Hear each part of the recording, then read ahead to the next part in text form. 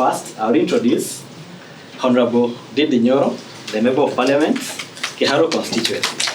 First of all, I want to appreciate John for this very important forum.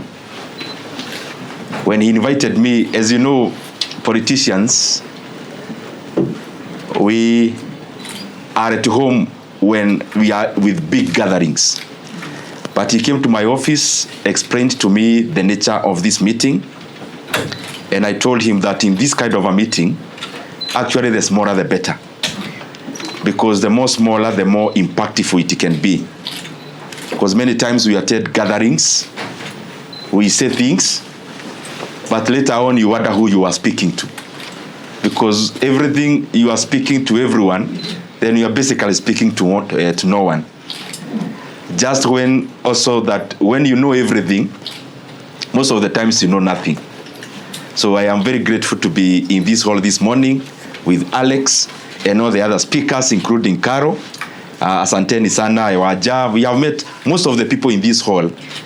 We have met in various forums, and especially business-related, investments and entrepreneurship-based.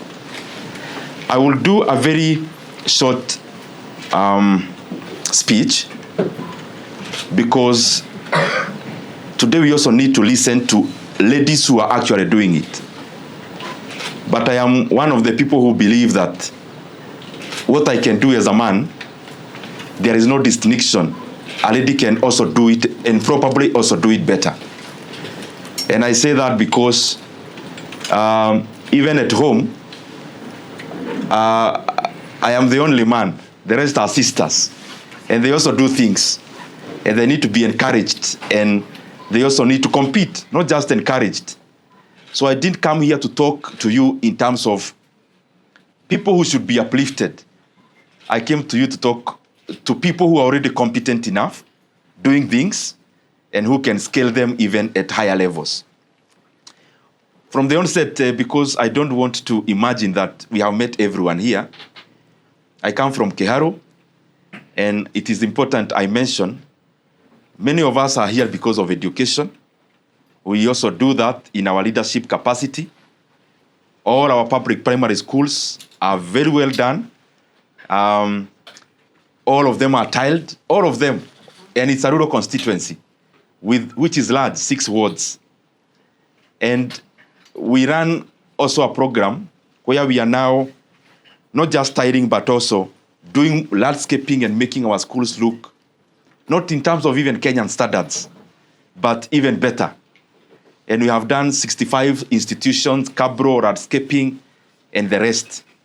And actually some of the people who, when they do their weddings, they go to our public primary schools to take photos. And I'm very proud about that.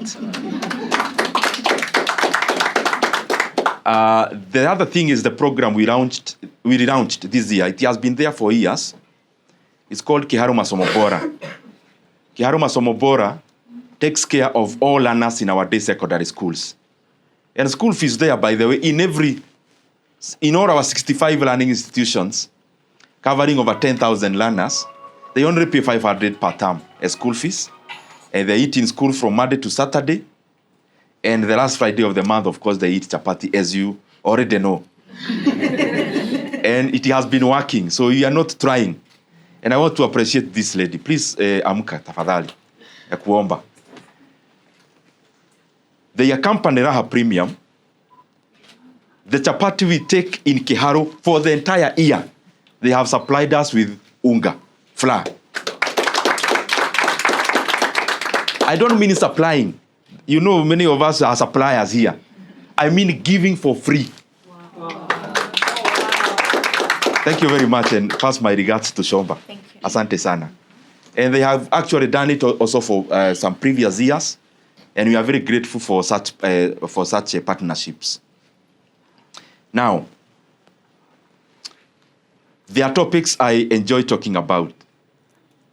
Economics, when it comes to the macro sense of things, but also investments and business and entrepreneurship when it comes to micro. Because those two things are the same. It's like you're talking about sugarcane and sugar. One feeds to the other.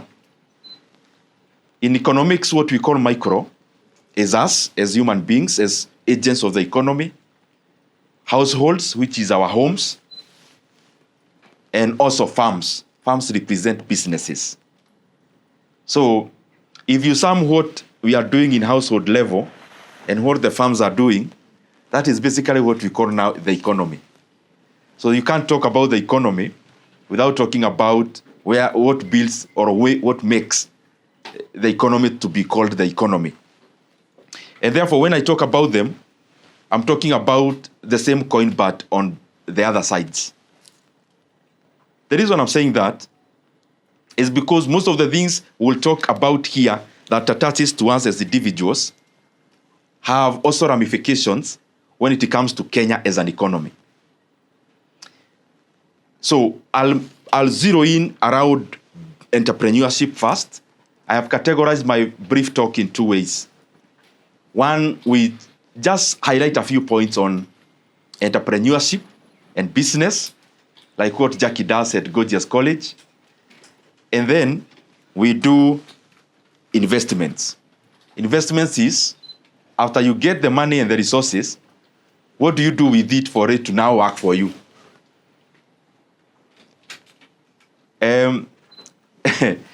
If you are given a choice, we say in economics that the reason why we are here, the reason why you paid up to come here is because of your self-interest.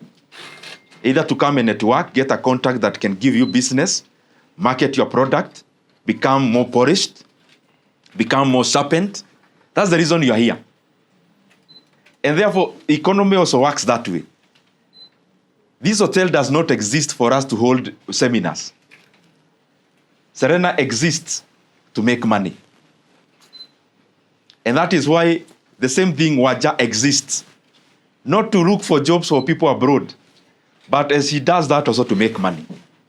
And that self-interested interaction is what brings harmony to the economy.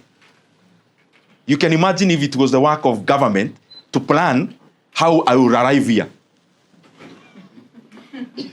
from my home. Because that's how a command economy works. A command economy works on planning.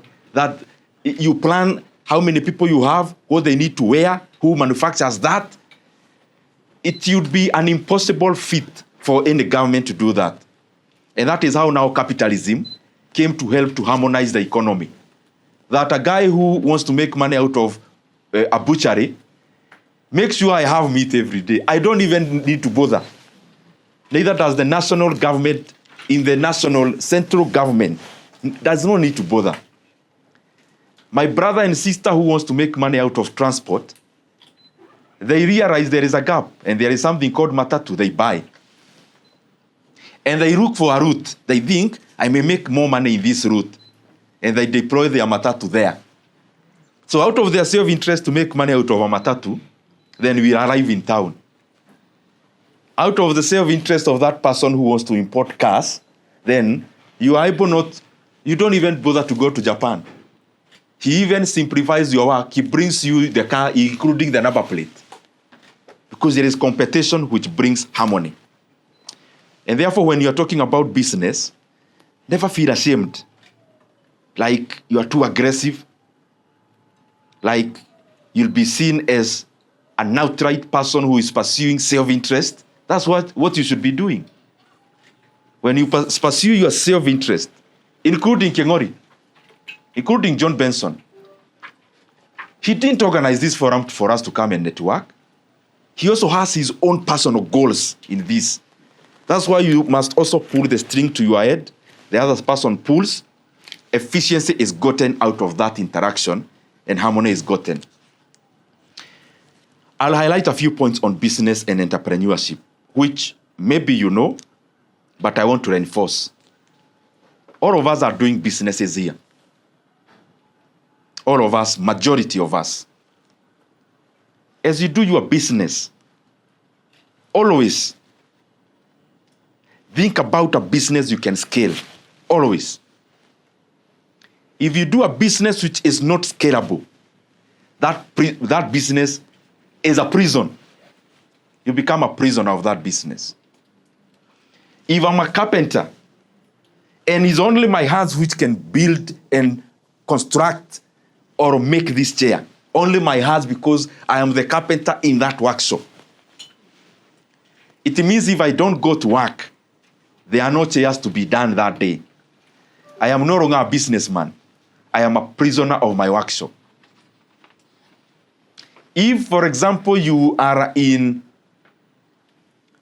the, let's say, transport industry, and in your matatu you are the driver, and that is the only way that that matatu can work, that if you are not on the steering, there is no matatu. You are a prisoner of that matatu. You are no longer an entrepreneur. And therefore, it is important, and remember, I'm talking to you as an entrepreneur. I'm not talking to you as a human being. I'm talking to you as an entrepreneur, and entrepreneurship itself being one of the factors of production. Let me just make that point. When you are producing, huwa unakanyaga nini ndio produce as the basis. The traditional ones, they represent other things nowadays, but one we say lard. It no longer represents just lard nowadays. The second one is, we used to call it capital. Capital, we thought it is money, but it's more, including machinery. Number 3 was labor, entrepreneurship. Entrepreneurship being one of the factors of production, which you possess by virtue of being in this hall. Your work is not to be a prisoner. You are an entrepreneur not because of your hands, but because of your mind. And therefore, when you tell yourself that I am Gorgeous College, it's only me who can teach here. It's only me who I can be the CEO or the principal of my college. Then you are not an entrepreneur. You are a principal. So I want us to think about businesses which we can scale. And scalability is in 2 ways. Scalability of a business. Scalability number 1 is gotten out of you can involve more hands than just yours. Yes, I run a workshop, but I have the ability to have 20 more hands working for that purpose, and it frees me now to think as an entrepreneur. So it can be in terms of labor, but scalability can also be in terms of capital. Capital here meaning technology and machinery. You can be a tailor, but you can also have a setup like an EPZ, where you are no longer, yes, you know how to tailor and make garments and apparels, but now your work has already moved from doing it to managing it. The work of you as an entrepreneur is not to do the actual thing. It is to bring the resources together to have the product at the head of the value chain. That's the point number 1 I wanted to highlight. Point number 2 is something I would call the prisoner's dilemma. Prisoner's dilemma works when you are somewhere in, it's basically that definition, prisoner's dilemma. They are at a point where collaboration brings a win-win situation. That all factors are looked at, and we see that by collaborating, there is gain for everyone. But what do we choose to do, both in business and in politics? We seek first to dominate and annihilate and remove the competition. So our goal becomes, both in politics and in business, in journalism, in anything, even when it makes all sense for people to come together, because of our ego, we want to dominate, and therefore we end up spending more together. Remember, you are not alone. So prisoner's dilemma works in a field where, like all your fields here, no one here is a monopoly of anything you do. No one. Raha Premium, other brothers are competing. My brother Alex Chamwanda, there are media houses that are competing with him. Caro, in terms of events, there are people who are already competing with you. Maybe at some point, it makes all the sense for you to collaborate with the person you are competing with. But what do? Tunakausha kichwa because we are choreographed to dominate. Our ego becomes more satisfied when you dominate. You dominate, you satisfy your ego, but you lose money and you lose business. So that's something we need to balance. Some of us are doing business here. You are only 2 of you, but there are other 10,000 people doing the same business. But maybe in your corner, it makes all the sense for you to come together and say, we don't need to fight. We are spending a lot in marketing. Just so that I overdo you and you overdo me in terms of the business. And it makes all the sensible sense. Oh, let's hold hands. Let's form something stronger. We spend less per capita in marketing and the rest, and therefore the profit margin is enhanced. So let's look at that also most of the time. The other one, which I'll do the last, then I go to investments briefly. I keep talking about it and I'll repeat it. I'll keep repeating it until we can do it. You are here with a business, let's say manufacturing cement or any other thing. From now, as a one-person company, and on a barisana, start seeing a conglomerate employing thousands. And now start seeing yourself not as a business. That, tukiwa village, even me, I had a shop nikiwa primary school. Just owning a shop. Na kanyaga barabara uko kwetu Sharks like I owned the village.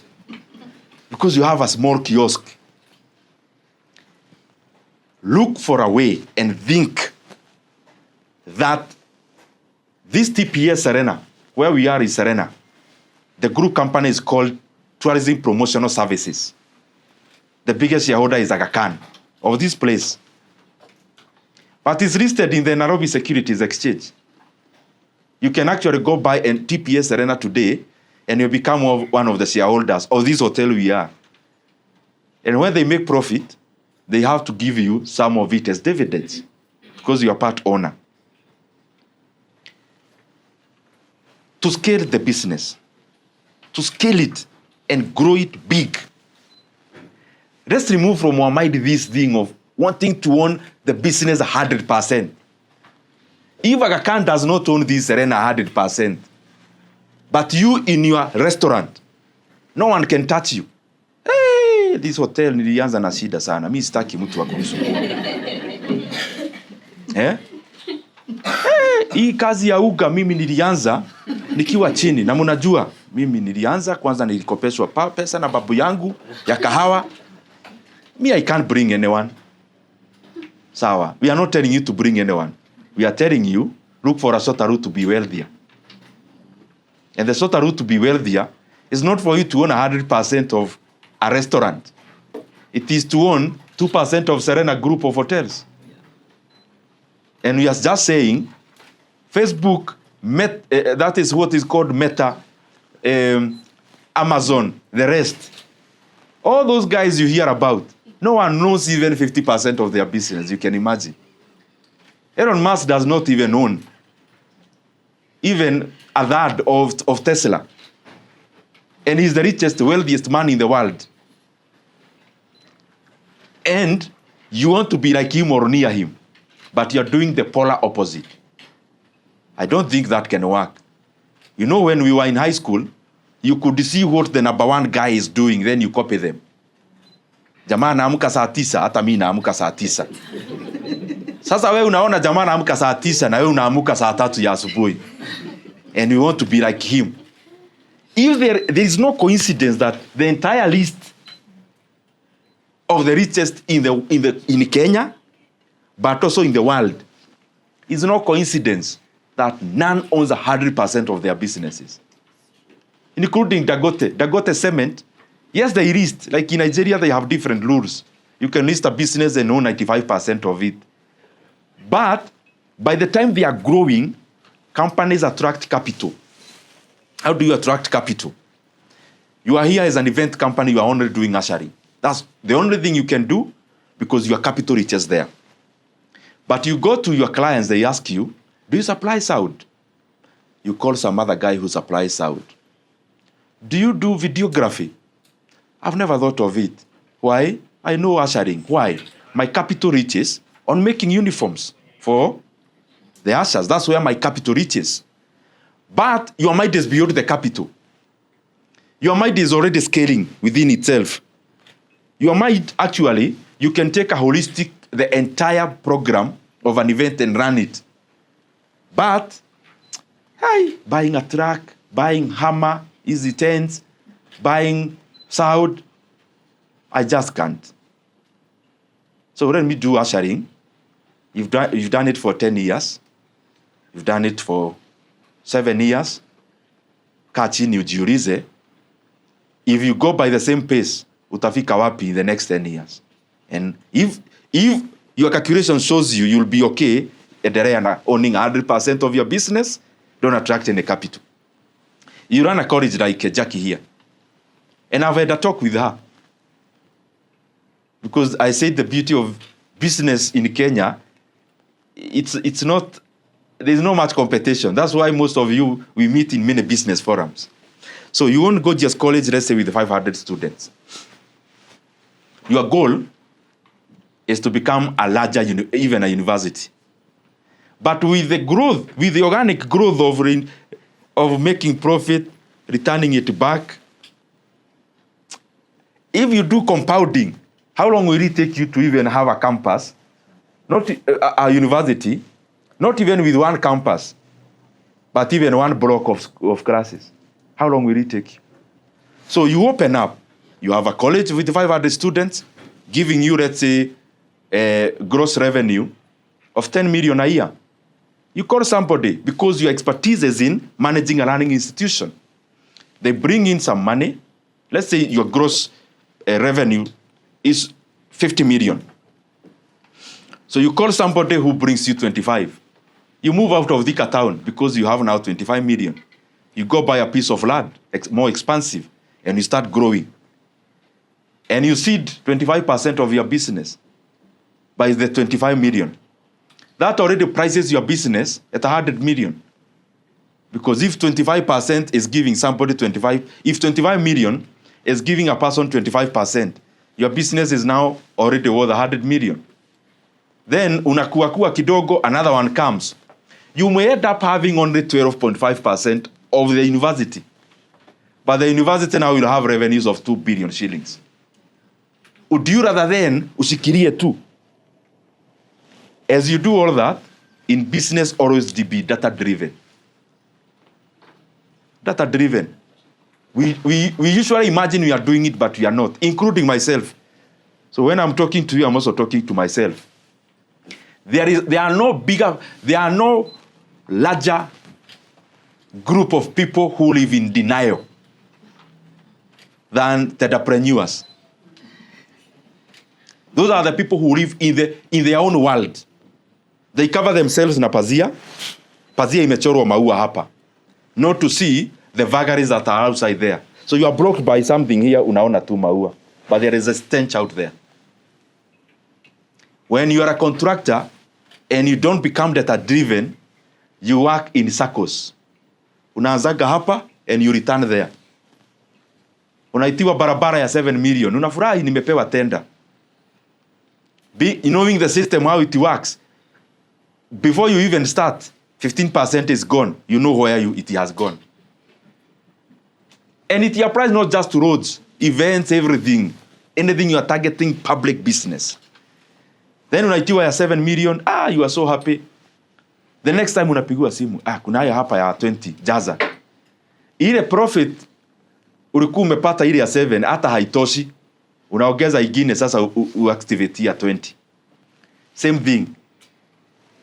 You go into a cycle, mpaka unafanya tenda ya 70 million. But ukikaa chini, you realize you actually have nothing in your pocket. You run in circles all the time. Una run into circle tu hivi. Be data-driven in all your businesses. Data-driven means bottom line. Business has something called top line. Top line ni ile revenue. Na iko na kitu inaitwa bottom line. Bottom line is after you remove everything else, what remains down there? You may realize you are busy. You are a busy entrepreneur and you attend all business meetings when they are called. And my friend, the guy who is your employee makes more money than you. Lakini hakuna mtu anaweza kutoa barabara. You are the boss. But your employee makes more money than you. Be data driven. Data driven helps you to know which businesses do I even discard. Maybe you have 6 businesses. Then after the end of the day, it becomes zero sum. Because the profit of this company is swallowed by the loss of this other one. Then you are zero sum. When you are data driven, it helps you to weed off. Kuondoa weed. Usione shamba imejaa greenery. Everything is green in your shamba. Take a walk in that shamba. You may realize it's not the beans that you planted that are all green. The most of the green are things you never planted, which are sucking your fertilizer and the nutrients from your land. So it's good to take a walk in your business in the mind. This business you've been doing for 5 years. Kaa chini kwanza ufanye hesabu. Of course, it happens in all our rural homes. Our parents are always busy with 1 cow or 2, tilling 2 acres of land. Ukimwambia kae chini na kalamu na paper, aandike hii ng'ombe, lita gapi hii? How much do you get this amount per liter? Then unaendea feeds kwa daily. What remains? You realize the money you sent your parent home for M-Pesa, you actually said your cow, not your mother.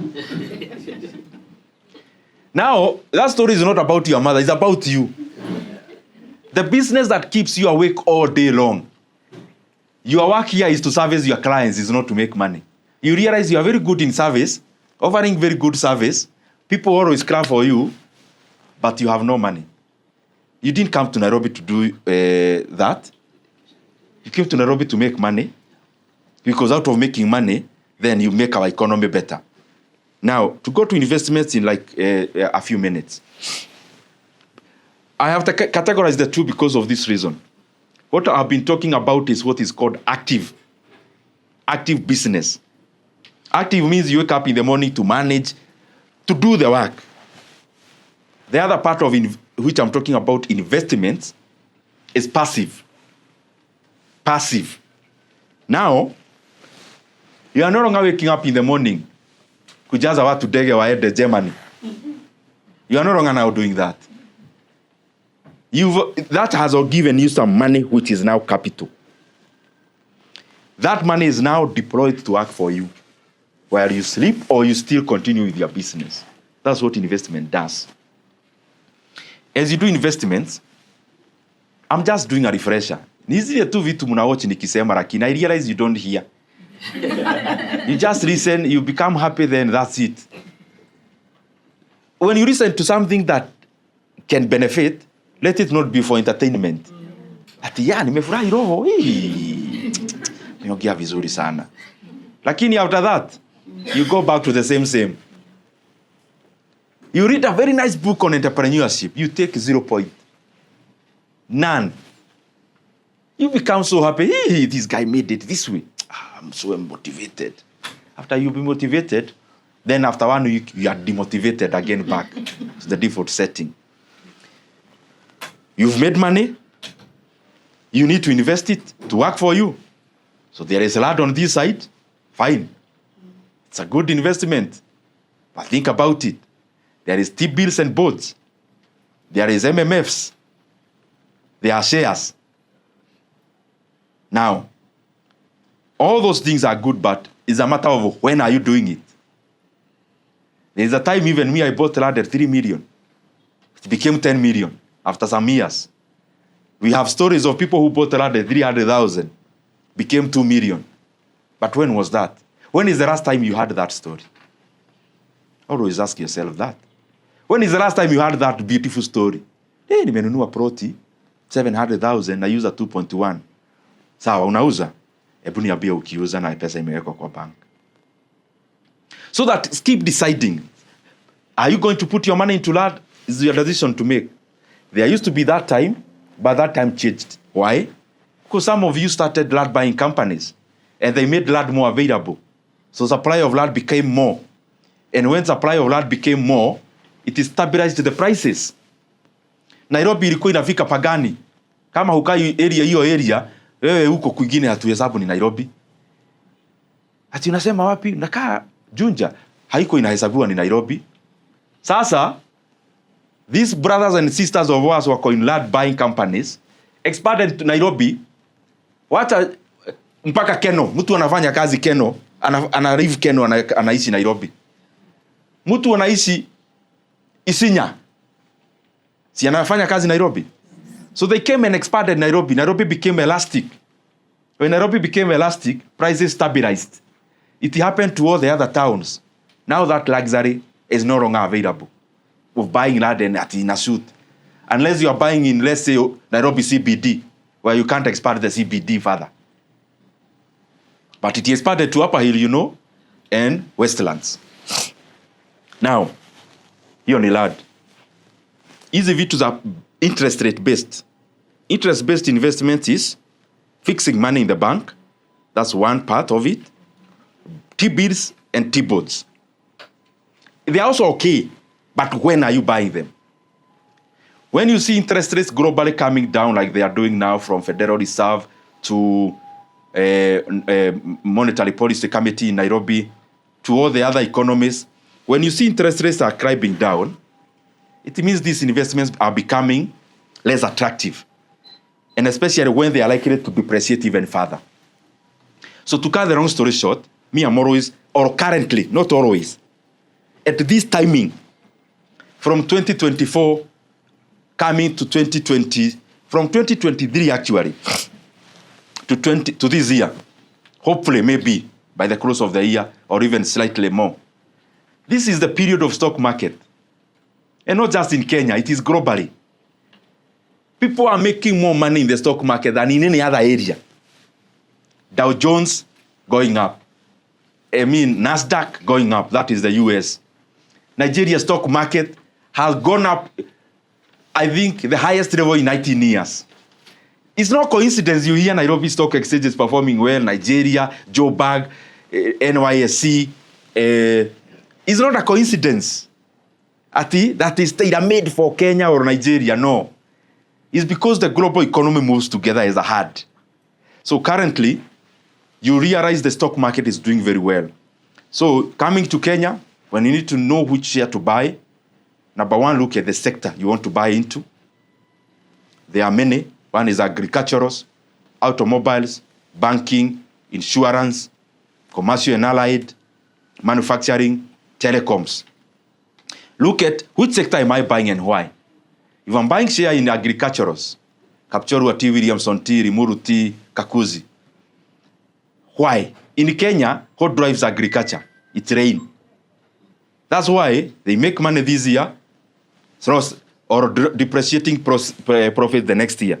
Because the variables are not in control of the person running the business.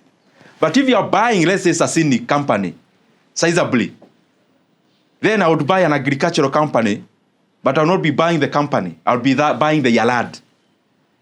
Because the asset is bigger than their worth in the market. If I'm thinking about banking, yes, banking sector is doing very well in Kenya.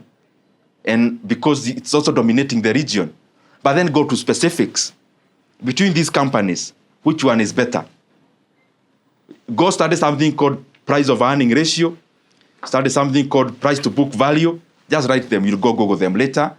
Let them help you analyze which company is better. But as a nutshell, when you hear me talk about undervalued companies, including in our own NSC, it's because they are undervalued, including Safaricom. Why? You realize a company, for example, EABL, trading in the market by that time around 240 shillings. But because our market is too low, a buyer comes all the way from Japan, tells the largest shareholder to sell to them, and their buying price is 590 shillings. The same share. It shows you how undervalued our market is. Take interest in the NSC, learn about it, learn the opportunities there, and they are important. Very lastly, The rest, I just mentioned, you go do the analysis because there's no much time today to buttress the point. The last thing I want to say is a national issue, which is tied up to business and investments. Sorry. Now, you must have heard about something called infrastructure fund in Kenya. That infrastructure fund, there's a bill in parliament which I've read all of it. It is proposing everything else we do. It's like you have a bill proposing Kenyans will be breathing, and then Kenyans will be walking, and the Kenyans will be eating, and then we will be wearing clothes. All the things in that bill are things the country already is doing. We will be privatizing companies. We're already doing that. We've been doing that since a long time ago. We'll be selling underperforming government assets. We've been doing all that. We'll be putting resources together. We've been doing that. We'll be allocating government or budget money into the fund. We've been allocating budget money into infrastructure. There is only one thing in that bill that Kenya wants to do and it has never done. And it's not a very good thing. The infrastructure fund has only one objective. Only one. The rest ni ya kujaza bill ikuwe page kama 20 something. Only one sentence. Only one sentence is there for the reason the government knows. That reason is called borrowing and leveraging. That after now we sell KPC, Kenya Pipeline, and of course Safaricom, we put that money into the infrastructure fund. Safaricom was sold before in 2007. So it's not a new thing to do privatization. But the essence of now what the government wants to achieve is that after you borrow 500 billion shillings, you now take a loan of times 10 of that. So you use that as collateral. Not as collateral, as seed money to buy times 10 of that. So when you hear those words coming from government like leveraging, leveraging is a crude word meaning borrowing. They want to borrow 5 trillion Kenya shillings on top of what? Kenya is currently borrowing. Yesterday we had a very good debate in parliament about debt. Fortunately, even when you talk big English out here, figures, they never talk English. Figures, they talk plain language. So there was a bill yesterday. There was a report from government itself, because the report was of the committee, but on a motion that was brought by government itself on managing debt. It's called MTDS.